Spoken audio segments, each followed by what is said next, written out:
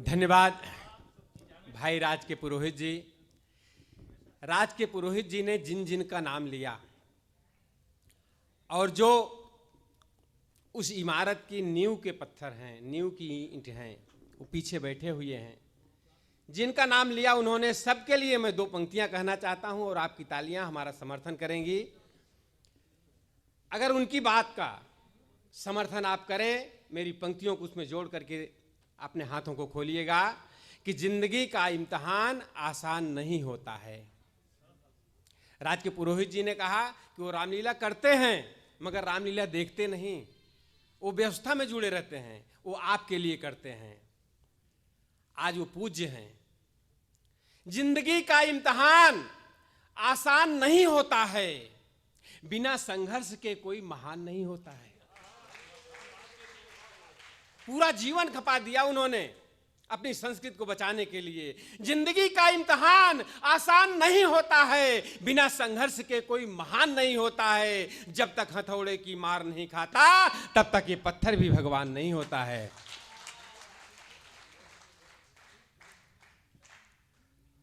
हमें इंसान प्यारा है, हमें भगवान प्यारा है। हमें इंसान प्यारा है, भगवान प्यारा है। हमें गीता, रामायण, बाइबिल, कुरान प्यारा है। मगर जब बात होगी देश दुनिया से मोहब्बत की, हमें सांसों से ज्यादा मेरा हिंदुस्तान प्यारा है। जिसे हिंदुस्तान प्यारा है उस कवि को मैं आमंत्रित करता हूं, अलवर से आए विनीत चौहान जी को, और आपकी तालियां आमंत्रित करेंगे। जब तक विनीत चौहान माइक पर नहीं आते तब तक आपकी तालियां बजती रहनी चाहिए। जोरदार तालियां।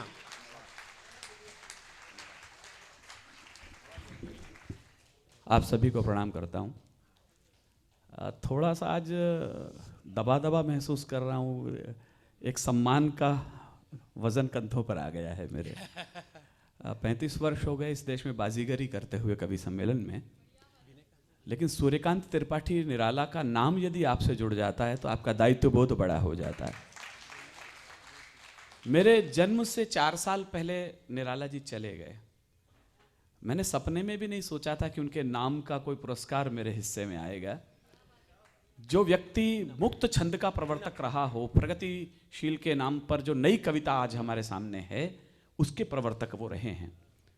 उस सबसे अलग बड़ी बात यह है, वो एक अल्लड़ फकीर था।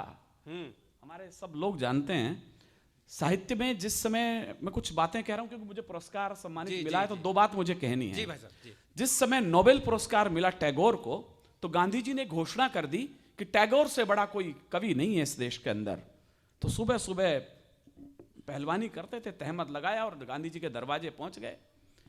कहने लगे तुमने कैसे कह दिया टैगोर को? कहने लगा उन्होंने लिखी है इस समय गीतांजलि, तो उनसे बड़ा कौन है? उसने कहा आपने निराला को सुना है? गांधी जी कहने मैंने नहीं सुना। कहने मैं निराला तुम्हारे सामने खड़ा हूं, आखिर तुम कह कैसे सकते हो कि निराला टैगोर मुझसे बड़ा कवि है? अरे वाह। ये जो खुददारी थी, ये जो अल्हड़पन था, ये जो फक्कड़पन था, वो निराला में था। और कुछ कुछ वो फक्कड़पन, वो खुददारी मेरे अंदर भी है। हो सकता है साहित्य कला मंच ने वही कुछ देखा हो मेरे अंदर। बहुत बढ़िया। और सच मानिएगा उपदेश भैया, जब आप लोगों ने निर्णय किया होगा, मुझे नहीं पता आज कौन अतिथि होंगे, लेकिन जब मैं कल बॉम्बे में आया, भयंदर कविता पढ़ रहा था और सड़कों से गुजर रहा था, तो मेरे मन में एक विचार चल रहा था। 2 व्यक्ति उसमें होने चाहिए मेरे उसमें। मुझे नहीं पता था वो बुलाएं कि नहीं बुलाएं। एक मैं चाहता था कि उसमें आर के पुरोहित हों, एक सुरेश जी भाई साहब हों उस मंच पे। क्या बात। इन दोनों को भी आपने बुला लिया है। ये मेरे मन की इच्छा हो गई जो आपने टेलीपैथी से जान ली। और एक व्यक्ति कल से जुड़ गया है मेरे मन में। मैं ईमानदारी से खड़ा हूं, एक शब्द भी झूठ नहीं बोलूंगा। वो है पवन शर्मा जी। क्या बात। कल मैं बड़ा थोड़ा सा चौहान हो गया था, सार्वजनिक मंच से क्षमा चाहता हूं उसके लिए, लेकिन इतना विनम्र व्यक्ति मैंने बहुत कम पाए हैं। मैं सुरेश जी के बारे में सोचता था कि इतना बड़ा सब कुछ हो गया, सहज व्यक्ति है। मोना पूछ रही थी मेरे से कि पुरोहित जी एमएलए हैं, मंत्री हैं? मैं कहा एक आध बार का नहीं है, 6 बार का एमएलए बैठा हुआ आदमी है ये आदमी। जिस व्यक्ति को मोहब्बतें इस तरह मिलती हों, वो राजनीति में राजऋषि हो जाता है, संत हो जाता है। जी। आप सब लोगों ने मुझे इस योग्य समझा। मैं एक बार पुनः विनत नतमस्तक प्रणाम होकर आपको प्रणाम करता हूं कि आपने मुझे स्वीकार किया। जी। किस रावण की बाहें काटूं, किस रावण का शीश उड़ाऊं, किस रावण की बाहें काटूं, किस लंका में आग लगाऊं, घर घर लंका पग पग रावण, इतने राम कहां से लाऊं। वाह देश की स्थिति बड़े नाजुक दौर से गुजर रही है। जी पुरोहित जी, एक वाक्य मैंने कल भायंदर में बोला था। आप राजनीति से जुड़े हैं, मैं शर्म के साथ सूचना दे रहा हूं, वो घटना बंबई में घटी, कल मैंने भायंदर में जिक्र किया उसका। हमने सपने में भी नहीं सोचा था कि कोई आदमी, राजनीति का इतना बड़ा आदमी, किसी आतंकवादी के समर्थन में चला आएगा। याकूब मेमन की कब्र को मजार में बदल दिया इस मुल्क ने, इस बंबई में उस पर संगमरमर लगा दी गई। मैं कहना नहीं चाहता कि इनके शासन में सब हुआ, इशारे में समझिएगा आप। उस पर लाइटिंग की जा रही थी। मैं उम्मीद करता था काश तुकाराम ओमले के घर पर लाइट कर दी होती तो शायद बंबई बड़ा होता। बहुत अच्छे, हाँ वाह वाह।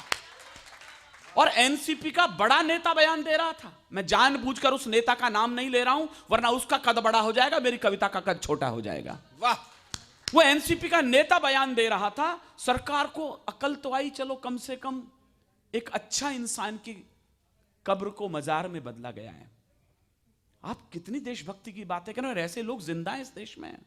मैं 2 लाइन सबसे पहले बगावत की पढ़ रहा हूं। यदि सूर्यकांत त्रिपाठी निराला पुरस्कार मिला है तो मेरी बगावत का स्वर सुनिए। निराला जी बागी कवि थे, इतनी कविताएं उन्होंने लिखी, इतनी पुस्तकें लिखी हैं, इतनी तो मेरी उम्र नहीं है जितनी उन्होंने पुस्तकें लिख दी हैं। सांप जब तक आस्तीनों के न मारे जाएंगे, राज भैया उस नेता तक बात पहुंचाना कि कुछ लोग होंगे जो उनके समर्थन में होंगे, कवि कुनबा कम से कम उनके समर्थन में नहीं खड़ा है। सांप जब तक आस्तीनों के न मारे जाएंगे, हौसला कितना भी हो हम जंग हारे जाएंगे, और दुश्मनों के संग तो हम फिर करेंगे फैसले, पहले घर के जाहिलों के सर उतारे जाएंगे, पहले घर के जाहिलों के सर उतारे जाएंगे, पहले घर के जाहिलों के सर उतारे जाएंगे। काश उस तुकाराम ओमले जिसने अपनी आतंकवादी कसाब की बंदूक पकड़ के सारी गोलियां छाती में उतार दी, तुम उस पर जाकर पूजन करते। वक्त गुलशन पे पड़ा तो लहू हमने दिया, सोचता होगा कहीं आज तुकाराम ओमले की आत्मा, वक्त गुलशन पे पड़ा तो लहू हमने दिया, बाहर आई तो कहते हैं तेरा काम नहीं। वाह वाह। जिनकी बदौलत आज हम बचे हैं, प्राण से ज्यादा प्रिय जिनको रहा अपना वतन है, राष्ट्र का उत्थान ही जिनका रहा अंतिम सपन है, प्राण दीपक दे गए जो राष्ट्र की आराधना में, उन शहीदों को हमारे कोटिशः पावन नमन है, उन शहीदों को हमारे कोटिशः पावन नमन है। ये धरती रण में दुश्मन का कोई एहसान नहीं रखती। क्या है हिंदुस्तान का तेवर, जरा शुरू कर दीजिए, मुझे थोड़ी देर में यहां हूं, समय की अनुपालना में मुझे अपनी बातें कहनी है। ये धरती रण में दुश्मन का कोई एहसान नहीं रखती, जुगनू की ड्योढ़ी झुक जाए ऐसे दिनमान नहीं रखती। पहुंचे जरा चौपाटी पर मूर्ति लगी है मेरे भाई की, उस शहीद की, जरा उसको स्तवन करें, छोड़ें किसने किसकी कब्र और मजारें बना दी। दिलों में यदि आपने किसी का चित्र छाप लिया है तो ताली फिर चौपाटी पर पहुंचनी चाहिए जहां वो आज भी शेर खड़ा हुआ है कि ये धरती रण में दुश्मन का कोई एहसान नहीं रखती, जुगनू की ड्योढ़ी झुक जाए ऐसे दिनमान नहीं रखती, और सीमा पर दुश्मन की जाकर जो मां का दूध लजा आए, भारत मां ऐसी कोई भी कायर संतान नहीं रखती, भारत मां ऐसी कोई भी कायर संतान नहीं रखती, भारत मां ऐसी कोई भी। राज भैया के और मेरे कॉमन दोस्त हैं शैलेश लोढ़ा, अभी उन्होंने एक टीवी शो शुरू कर रखा है, उसमें उन्होंने कविताओं को बुलाते हैं तो उसमें एक सीन दिखाते हैं वो कि इसको देखो और इस पर कविता लिखो। अभी मैं पिछले दिनों बंबई आया था शूट करने के लिए, तो उन्होंने एक सीन दिखाया, उसमें एक मिग विमान उड़ रहा है और एक पायलट कॉकपिट में बैठता है और तुरंत वो सीमा की तरफ रवाना हो जाता है। शैलेश ने कहा विनीत इस पे कुछ लिखो। मैंने वहीं बैठकर स्टूडियो में 4 लाइन लिखी। भैया सुनना, हम प्राण हथेली पर लेकर, मुझे कविता जैसा कुछ कहना है, मैं लाज रखने की कोशिश करूंगा जो सम्मान मुझे दिया गया है, चीख पुकार तो बहुत होती है वीर रस में। हम प्राण हथेली पर लेकर दिल में एहसास लिए बैठे, बस याद रखना हमारे सैनिक बढ़ रहे हैं कॉकपिट में बैठ करके। विनीत चौहान कविता लिख रहा है, शुद्ध कविता पढ़ रहा हूं, याद रखिएगा। हम प्राण हथेली पर लेकर दिल में एहसास लिए बैठे, दुश्मन के स्वागत की खातिर कुछ तोहफे खास लिए बैठे, बढ़ चले मृत्यु के परवाने, मैं अपना सम्मान सम्मानित कर रहा हूं, प्रमाणित कर रहा हूं, बढ़ चले मृत्यु के परवाने, जीने की है परवाह किसे, जीवन जीने की खातिर हम मृत्यु की प्यास लिए बैठे, जीवन जीने की खातिर हम मृत्यु की प्यास लिए बैठे, जीवन जीने की खातिर हम मृत्यु की प्यास लिए बैठे। सुरेश जी, जब कोरोना काल घटित हुआ तो 3 वर्ष तक बच्चे हम लोग बाहर नहीं निकले, तो मेरी बेटियों ने कहा कि पापा इस बार हमें गोवा घुमा दो आप। मैं एक बिल्कुल अलग पढ़ रहा हूँ, आज जो कल पढ़ा उससे अलग पढ़ रहा हूँ। तो बेटियां कहने लगी, और मेरा बेटा कहने लगा, वो मेडिकल कॉलेज में पढ़ता है, कहना पापा छुट्टियां हैं कॉलेज की, जरा हमें गोवा घुमा दो, बीच दिखाएं वहाँ की सब। मैंने कहा नहीं बेटा, इस बार तो मैं कुछ अलग ले चलता हूँ, मैं तुम्हें पंजाब ले चलता हूँ। कहना पंजाब में क्या है पापा, गुरुद्वारे हैं और क्या है वहाँ पर, कोई गोवा का बीच, बॉम्बे के बीच लो, जूहू चौपाटी दिखाओ। सच मानिएगा मैं उन्हें जबरदस्ती अनमने मन से पंजाब ले गया। सबसे पहले मैं उन्हें जलियांवाला बाग ले गया, वहाँ उन्हें कहानी बताई कि यहाँ कैसे कैसे लोग बलिदान हुए। मैं बाघा बॉर्डर ले गया और मैं रोमांचित हूँ ये बात बताते समय, मैं उस दीवार के पास ले गया उन्हें, सरहिंद की, जहाँ गुरु गोविंद सिंह के दोनों बेटे जिंदा दीवार में चिनवा दिए गए थे। क्या बात। मेरी पूरी फैमिली अश्रुपूरित थी, मेरा गला रुंध रहा इस समय जब मैं घटना को बता रहा हूं। मैंने वो दीवार देखी जहां वो दोनों लाडले 7 और 9 साल के बेटे चिनवाए गए होंगे। आप में से ज्यादातर लोगों को यह पता है कि उस दीवार में चिनवाकर बच्चों की डेथ हो गई थी, ये सच नहीं है। पुरोहित जी 3 बार दीवार गिर गई थी जिस समय उन्हें चिनवाया जा रहा था, तो बादशाह ने हुक्म दिया कि इनके गले कत्ल करो और जंगल में फेंक दो। जब उन्हें दीवार में चिनवाया जा रहा था तो छोटे भाई की गर्दन तक ईंट आ गई, बड़े भाई रोने लग गए। छोटे ने कहा बड़े भैया मृत्यु सामने आई तो डर के रोने लग गए, आंसू बाहर आ गए। कहला नहीं नहीं, गुरु गोविंद सिंह की संतान डर थोड़ी सकती है। कहला फिर रो क्यों रहे हो? बड़े ने जो उत्तर दिया मेरे रोंगटे खड़े हैं। उसने कहा छोटे केवल रोता इसलिए हूं कि इस दुनिया में आया पहले मैं था और जातू रहा है। फतेह सिंह शोर से बोला, जोरावर जोर से बोला। थोड़ा सा मेरा साथ दीजिए, मैं कविता पढ़ रहा हूं, आज कवि सम्मेलन नहीं पढ़ रहा हूं। फतेह सिंह शोर से बोला, जोरावर जोर से बोला, रखो ईंटें भरो गारे, चुनो दीवार हत्यारे, निकलती सांस बोलेगी यही दीवार बोलेगी, हमारे देश की जय हो, हमारे धर्म की जय हो। यह हिंदुस्तान का 9 साल का बेटा बोल रहा था। दोनों बेटों की लाशें जंगल में पटक दी गई कि शेर खा जाएगा। कोई दाह संस्कार करने के लिए पंजाब में पैदा नहीं हुआ। टोडरमल नाम का एक व्यक्ति आया, उसने दोनों की लाशें उठाई और कहा मैं इनका दाह संस्कार करना चाहता हूं। मैं कविता की कुछ नई बातें बता रहा हूं हमारे मित्रों के लिए भी। तो बादशाह ने कहा करोगे कहां, जमीन तो सारी मेरी है। कहले मैं खरीद लूंगा। कहले कीमत बोलो। उसने कहा जितनी 6x3 की चिता जलती है इतनी जमीन मुझे दे दो। आप गिनीज बुक टटोल लेना, आप गूगल सर्च कर लेना, अब तक की दुनिया की सबसे महंगी जमीन बिकी है वो। बादशाह ने कहा कीमत।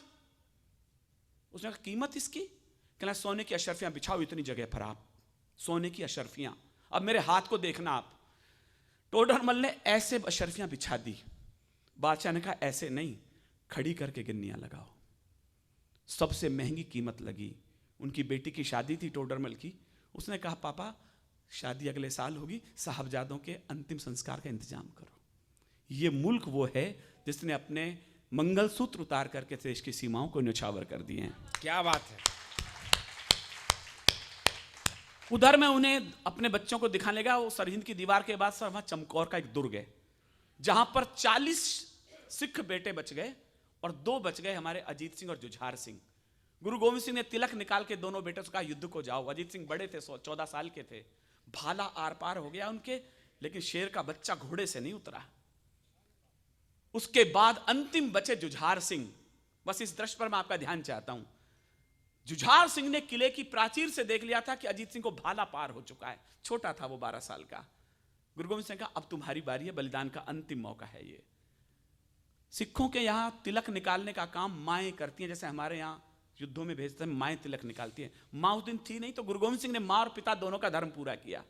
थोड़ी देर बाद जुझार सिंह वापिस आ गए। गुरु गोविंद सिंह समझ गए कि बेटा डर गया है अपने बड़े भाई की मृत्यु देखकर। उन्होंने धीरे से कहा बताओ वापिस कैसे आ गए? बेटे ने कहा पिताश्री प्यास लगी है, पानी पिला दो।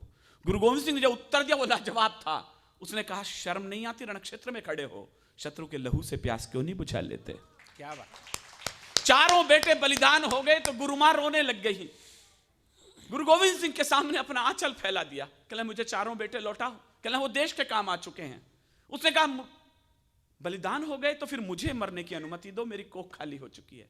गुरु गोविंद सिंह ने एक ही बात कही और हमेशा के लिए गुरु मां को चुप कर दिया। मैं उम्मीद करता हूं ये बात एक दिन किसी भी तरह, चाहे राजनीतिक लोग लगे, अमृतसर के एयरपोर्ट पर लिखी जाए, जो बात गुरु गोविंद सिंह ने अपने बेटों से कही। जब चारों बेटे बलिदान हो गए तो गुरु गोविंद सिंह ने कहा, मत बजाना विनीत चौहान की कविता पर ताली, ताली उठे तो उन बेटों के लिए, उस बलिदानी कौम के नाम उठे जिनकी बदौलत आज ये देश जिंदा है। उन्होंने कहा, देश धर्म के वास्ते वार दिए सुत चार, देश धर्म के वास्ते वार दिए सुत चार, चार मरे तो क्या हुआ ये जीवित कई हजार, चार मरे तो क्या हुआ ये जीवित कई हजार। ये कौम शीश देकर जन्मी, ये कौम शीश की दानी है, ये अमृत शक्कर बड़ी हुई, ये कौम बड़ी अभिमानी है। जब भी आपको कोई सिख दिख जाए, पगड़ी दिख जाए, उसे चुटकुलों की कौम मत समझिएगा, उसे इस देश के बलिदानों का सबसे बड़ा शिलालेख समझिएगा। आंकड़े बताते हैं 123 ऑथेंटिक फांसी हुई आजादी के पहले संग्राम में, 93 बेटे सिख मां की कोख ने दिए थे। शायद आपकी तालियां उन्हें और अधिक पूजनीय बना दें। ये कौम शीश देकर जन्मी, ये कौम शीश की दानी है, ये अमृत शक्कर बड़ी हुई, ये कौम बड़ी अभिमानी है। जब जब हम पर संकट आए, इस पगड़ी ने बलिदान दिया, गुरुओं ने मस्तक चढ़ा दिए, अपने प्राणों का दान दिया। कुछ को आरे से चिरवाया, कुछ थे रुई से जलवाए, कुछ सूली ऊपर टांक दिए, कुछ दीवारों में चिनवाए। वो गर्म तवे पर चढ़े मगर, मुझे आपकी तालियां कमजोर खल जाएंगी इस बार, वो गर्म तवे पर चढ़े मगर निज सत्य पंथ से डिगे नहीं, पुरजा कट गए मगर मुगलों के आगे झुके नहीं।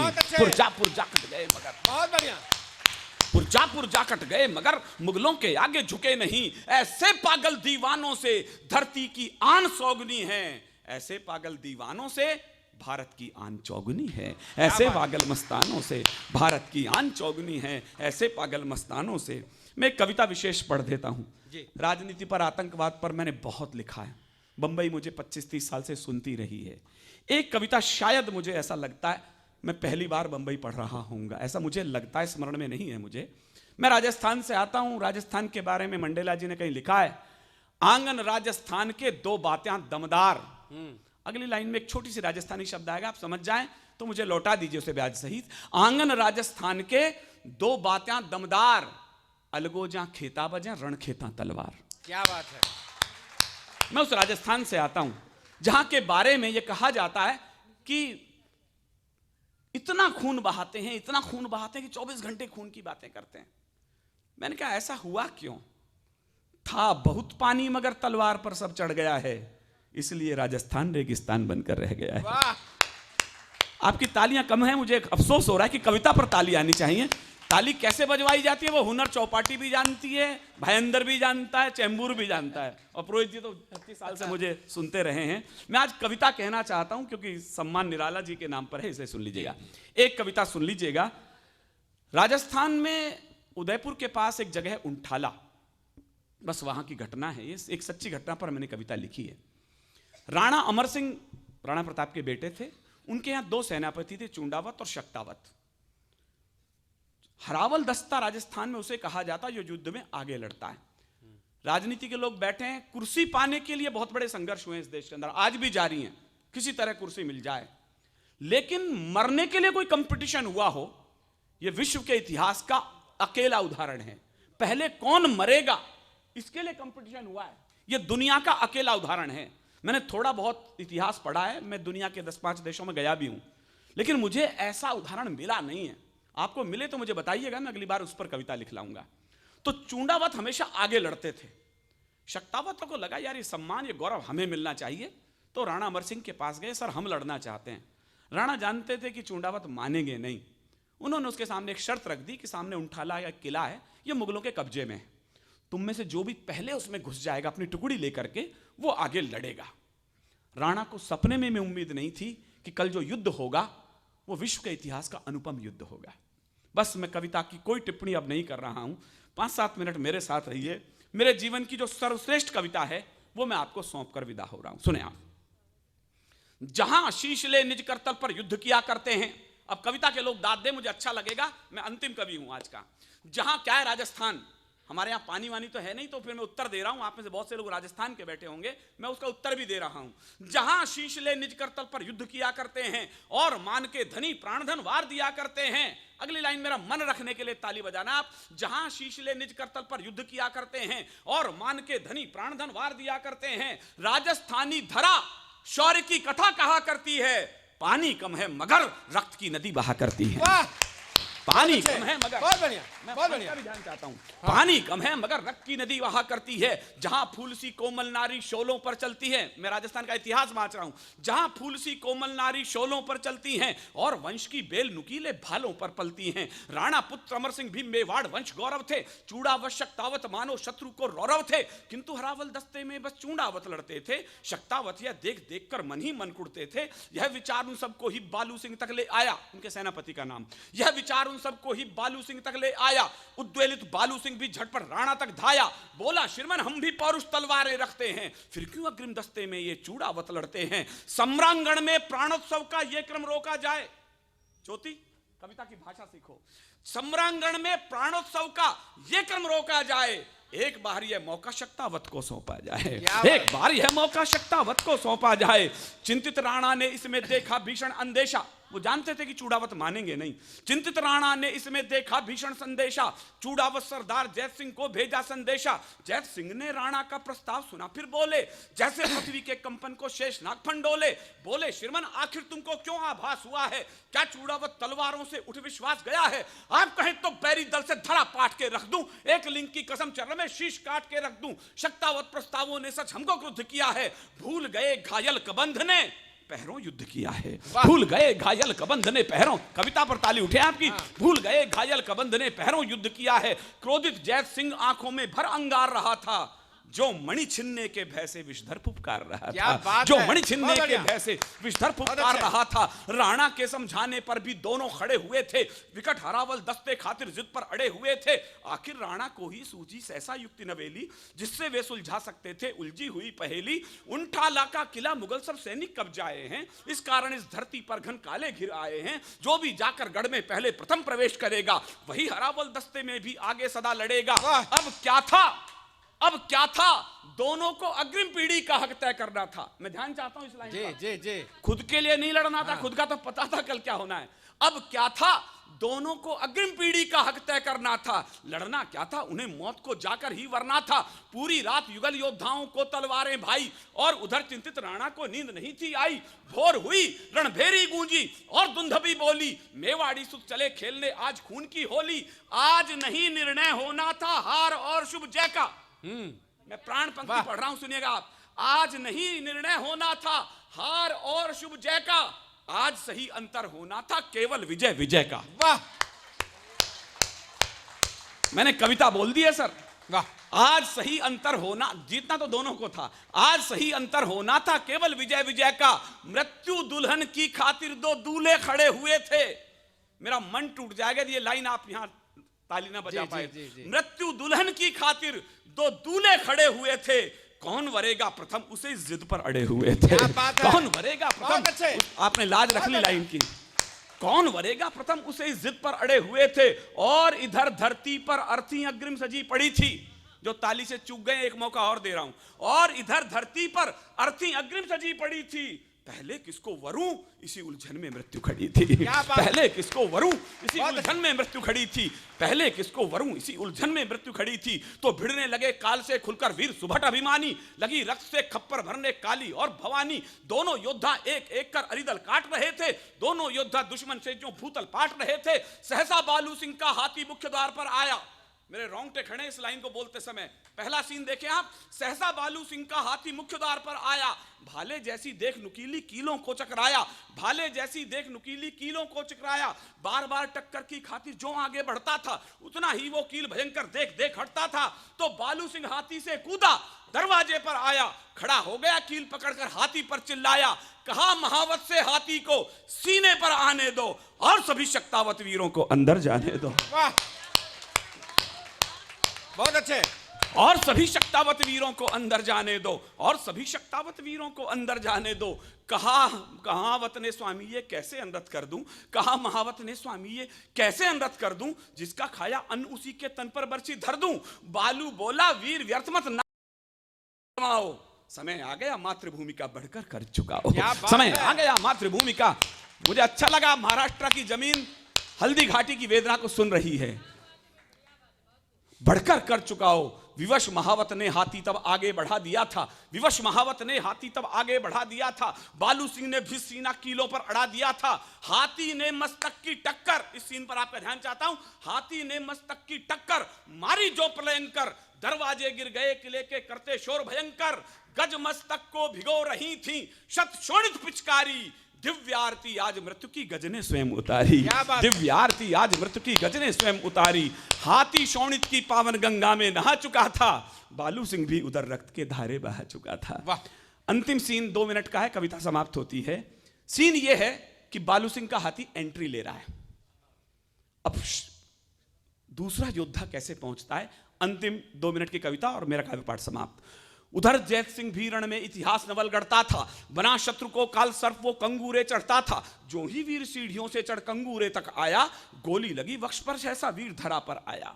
सारे सपने बिखर गए जैत सिंह के, अब तो बालू सिंह लड़ेगा हमेशा के लिए आगे, लेकिन वीर वो नहीं है जो मृत्यु के दरवाजे पर क्षमा याचनाएं करना शुरू कर दे। जैसा मोना ने कहा, वीर वो है जो मृत्यु से पंजा लड़ाना शुरू कर दे। वाह, जैत सिंह उसी का नाम है। जो ही वीर सीढ़ियों, उसने कैसे एंट्री ली, बस ये कविता का क्लाइमैक्स है। जो ही वीर सीढ़ियों से चढ़ कंगूरे तक आया, गोली लगी वक्ष पर सहसा वीर धरा पर आया, सोचा अगर किले में पहले बालू कदम धरेगा, वही हरावल दस्ते में भी आगे सदा लड़ेगा, वही हरावल दस्ते में भी आगे सदा लड़ेगा। तो लगी तनिक ना देर उसे भीषण निर्णय लेने में, मुझे विदा कीजिएगा, लगी तनिक ना देर उसे भीषण निर्णय लेने में, विजय सुनिश्चित लगी उसे निशीश काट देने में। तो उनठाला का किला अजब ये घटना देख रहा था, एक वीर निशीश काटकर अंदर फेंक रहा था, एक वीर निशीश काटकर अंदर फेंक रहा था, एक वीर निशीश काटकर अंदर फेंक रहा था। काल ठिठक कर रुका, काल परिणाम काल ठिठक कर रुका, स्वयं ये उसको दृश्य नया था, किसको लिखूं महान सोच में पड़ी थी हंस गया था, किसको लिखूं महान। 1 मिनट, देश के सारे कवियों ने, सारे वीर रस के कवियों ने पाकिस्तान पर कविता लिखी, आप तो सुने होंगे, लेकिन चीन पर किसी ने कविता वीर रस की लिखी हो आपने अभी तक नहीं सुना होगा। कल इन्होंने भाईंदर में सुनाया था, पवन जी, सारे लोग उछल उछल के तालियां बजा रहे थे, रोंगटे खड़े हो गए थे। अगर आप चाहें तो अपनी तालियों से बुलाइए विनीत चौहान को। देखो कौन बोल, अच्छा अच्छा, अब कुछ नहीं हो रहा है, लिफाफा जस्टिफाई किया जा रहा है। सम्मान तो मैंने जस्टिफाई पुरोहित जी कर दिया, जी जी, अब तो पेमेंट जस्टिफाई करवाया जा रहा है। नहीं, वो बेहतरीन कविता है, बेहतरीन। नहीं, वो छोटी सी है, मैं कह देता हूँ, मेरा क्या लगता है, ये वही ब्याज वाला मसला है, मैं मूलधन तो मैं दे चुका हूँ आपको। असल में है क्या, ये कविता लिखी क्या जबरदस्ती बोलनी पड़ गई। एनडीटीवी पे एक रवीश जी हैं, पुरोहित जी आपके भी बड़े शुभचिंतक हैं, मुझे पता है, मेरे भी बहुत बड़े शुभचिंतक हैं, वो सभी राष्ट्रवादियों के शुभचिंतक हैं वो, तो वो बड़े पत्रकार हैं। तो मैंने जब एक कविता भी, एक अखबार का कार्यक्रम था गाजियाबाद में, तो वहां पढ़ी, तो उन्होंने ट्वीट किया कि अब के जब चाइना का युद्ध हो तो विनीत चौहान को बॉर्डर पे भेजा जाए। तो मैंने कहा, रवीश भाई मैं तुम्हें पढ़ा लिखा पत्रकार समझता था, लेकिन आपकी ये भाषा कुछ मुझे अखरी है। मैंने जो लाइन पढ़ी थी बस मुझे बता देना कि मुझे पढ़नी चाहिए थी या नहीं, या रवीश भाई ठीक है या मैं ठीक हूं, मुझे नहीं पता। तो मैंने कहा कि लोग कहने लगे चाइना पे तुम कविता लिख रहे हो, पाकिस्तान पे बहुत लिखते हो, चाइना पे नहीं लिखते। मैंने कहा इस डर को स्वीकार कर लो, सन 62 में हम चाइना से हार गए थे, डर है। ये हमारा सुरेश भाई कहता रहा था, यहाँ दंदना रहे हो, ये कविता चूड़ा, वहां देखो चाइना आंख दिखा रहा है। मैं कमबख्त आदमी, चाइना का एक आदमी दिखाते जिसको तेरे को आंख दिखाई देती हूँ। क्या बात है, बहुत अच्छे। इतना तो हमारा 1.5 साल का बच्चा पैदा होता है, उसकी आंख खुली तो उतन की खुले, कुल 4 साढ़े 4 फुट का हाइट वहां का, इतना तो हमारे कमांडर की छाती होती है। अरे वाह, बहुत अच्छे। और इशारे में समझना जो मैं कहना चाहता हूं, ये मेरी भाषा नहीं है, सुरेंद्र भाई की भाषा है, लेकिन मेरे को आज बोलनी पड़ रही है। वहां का कोई आदमी आपको 5 फुट से ऊपर सुरेश जी नहीं मिलेगा जी। यदि उससे ऊंची हाइट का कोई मिल जाए तो समझ लेना हमारा कोई ऋषि मुनि वहां पर तीर्थ यात्रा पे गया होगा। उसके परिणाम है ये, सीमा नहीं खिंचा करती हैं कागज बिछी लकीरों से। 75 साल से चाइना के बॉर्डर पर सिर्फ धक्का मुक्की होती है, गोलियां नहीं चलती हैं। ये हमारा कुछ प्रोटोकॉल है वहां पर। पुरोहित जी ने मुझे बताया, मैं भाई साहब ये क्यों नहीं कह रहे यार, 75 साल से सीमा रेखाएं स्पष्ट नहीं है, भाटे टोड़े लगा रखे हैं, गुत्तम गुत्ती होते रहते हैं, बस गोली चलाते नहीं है। मैंने पुरोहित जी से कहा, सर जरा 2 लाइन मेरी सुनो, आप जरा राजनीति क्या कह रही है, कवि क्या कह रहा है। दिनकर का वंशज बोल रहा है, सूर्यकांत त्रिपाठी निराला की वंशावली बोल रही है। सीमा नहीं खिंचा करती है कागज बिछी लकीरों से। उम्मीद करता हूं कल अखबार में लाइन छपे मेरी, तो इस लाइन को छपाएं बस। सीमा नहीं खिंचा करती है, कविता वाले हो तो दाद पूरी देना इस बार। सीमा नहीं खिंचा करती है कागज बिछी लकीरों से, ये घटती बढ़ती रहती हैं वीरों की शमशीरों से। ये घटती बढ़ती रहती हैं वीरों की शमशीरों से, ये घटती बढ़ती रहती हैं वीरों की शमशीरों पर। सीमाओं पर फिर हलचल है शत्रु के बाहुबल की, लाल निगाहें घूल रही हैं कोशिश है फिर से चल की। फिर से लाल आंधियां शायद भारत के आकाश चढ़े। मैंने रंग क्यों लिया है कुछ समझेंगे शायद। फिर से लाल आंधियां शायद भारत के आकाश चढ़े, फिर से चीनी सेना के पग भारत मां की ओर बढ़े। लेकिन ओ भारत के वीरों, ये वो लाइन है जिस पर रवीश जी को आपत्ति है। यदि आपको लगे मैं ठीक बोल रहा हूं तो ताली इतनी जोर से बजे कि एनडीटीवी के स्क्रीन तक पहुंचे। लेकिन ओ भारत के वीरों, गलती मत दोहरा देना, अमर तिरंगा शंघाई की सीमा तक लहरा देना। अमर तिरंगा शंघाई की सीमा तक लहरा देना, अमर तिरंगा शंघाई की सीमा तक लहरा देना। हाँ हम भूल नहीं पाए हैं 62 वाली घातों को। इशारा समझना, पहली स्पिन बॉलिंग कर रहा हूं मैं। हाँ हम भूल नहीं पाए हैं 62 वाली घातों को, ओछे कद वालों ने की थी उन ओछी औकातों को। क्या बात है, मैंने बात तो बोल दी है सर। ओछे कद वालों ने की थी उन ओछी औकातों को, जंग नहीं जीती थी तुमने छुरा पीठ में घोंपा था। जंग नहीं जीती थी तुमने छुरा पीठ में घोपा था, लाल गुलाबों की खेती में नागफनी को रोपा था। और रणबंग को भारत मां के सारे दर्द मिटा देना, अमर तिरंगा शंघाई की सीमा तक लहरा देना। अमर तिरंगा शंघाई की सीमा तक लहरा देना। अब मैं स्वीकार कर रहा हूं कि हां हम हार गए थे। दिनकर जी ने अपनी आत्मकथा में लिखा है, जब भी इस देश में विजय प्राप्त होती है तो मालाएं देश के नेता लोग पहनते हैं, हम विजयी हो गए, हम विजयी हो गए। लेकिन जब कभी पराजय होती है उसे कलम स्वीकार करती है। ये मेरे बाबा दिनकर ने लिखा है, तो मैं उसका अनुसरण कर रहा हूं, स्वीकार कर रहा हूं। हां हम हार गए थे, लेकिन सच्चा कवि वो है जो उस हार स्वीकार करने के बावजूद देश से डर को भगा दे। मैं एक लाइन में डर भगा रहा हूं, चाइना तक अपनी बात पहुंचे। अंतिम लाइन पर मुझे विदा कीजिएगा। मैं भैया को बता रहा था मैं बहुत दिनों से सोया नहीं हूं, लगातार इन दिनों कवि सम्मेलन है। कल मुझे बांसवाड़ा पहुंचना है। सुबह जब मैं यहां से उड़ूं हवाई जहाज में तो आपकी तालियां मेरा पीछा करे, मैं उम्मीद करूंगा जी। हाँ हम भूल नहीं पाए हैं 62 वाली घातों को, जंग नहीं जीती थी तुमने छुरा पीठ में घोपा था, लाल गुलाबों की खेती में नागफनी को रोपा था। चीन आंख मूंदे बैठा है, एक लाइन कविता है, ताली की भरपूर से मुझे विदा करें। चीन आंख मूंदे बैठा है, आने वाली शामत से घायल शेर युद्ध करता है अपनी दुगनी ताकत से। घायल शेर युद्ध करता है अपनी दुगनी ताकत से।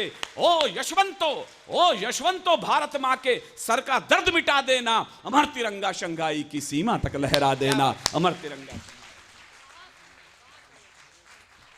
हाथ उठाकर एक बार जोरदार तालियां। 2 मिनट बैठिए, 2 मिनट खाली बैठिए, समापन कर रहा हूं।